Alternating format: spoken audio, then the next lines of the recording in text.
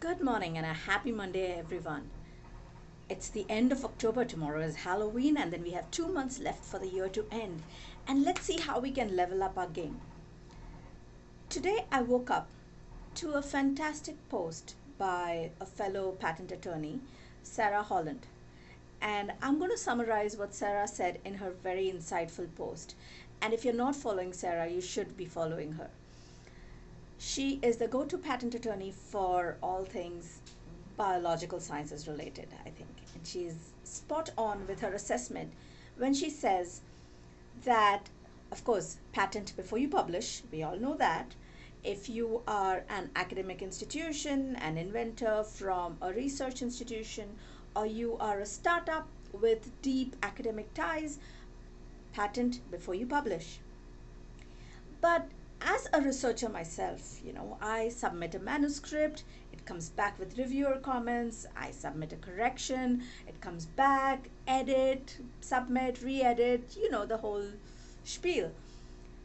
And at the end of it, 6 months later, the new manuscript looks nothing like the original or somewhat like the original.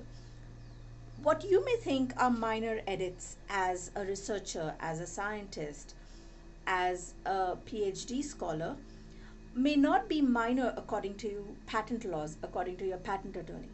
So before you submit that final manuscript, it's a good idea to circle back to your patent attorney and say, hey, I added this, the original patent said this, do you think that I can include this perhaps?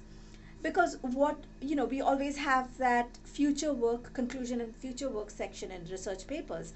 And what you may think is an insignificant insight into future work, you just want to get the paper submitted and accepted, more importantly, that future work section that you put in may render your future work as obvious or lack of novelty, right? Because it's already been published. And I had such an experience with my own clients' patents too. So I thoroughly support what Sarah said. And the second is, you may say, the drawbacks in our paper, in our research is such and such a thing, and it would only work in a lab and it doesn't work in vivo, whatever your research is.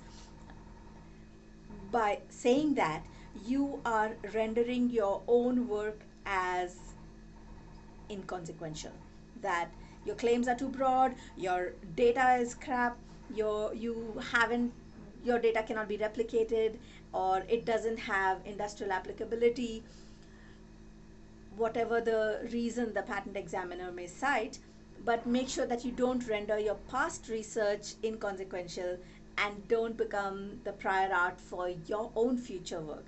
So, good rule of thumb: patent submitted, paper, before the final edit, when you have to say I accept, or whatever it is that you have to say to research publications, good idea to go back to your patent attorney and say, hey, is this okay, or should I publish another patent before I submit this? Maybe a provisional would help, and you can secure your priority date. More about priority date in the next post. In the meantime, enjoy your last 2 days of October and get ready for a fantastic November, and have a great week ahead. Ciao.